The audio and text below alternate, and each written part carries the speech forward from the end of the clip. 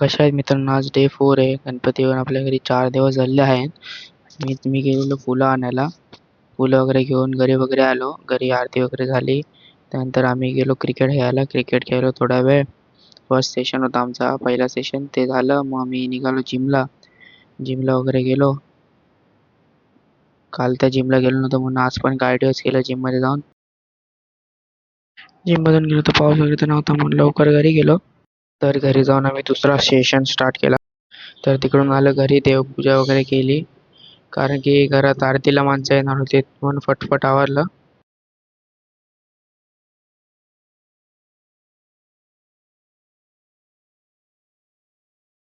पद्माला गेलो तिथे केदारनाथचं डेकोरेशन केलेलं मस्त केलं होतं लोकांनी पण डेकोरेशन.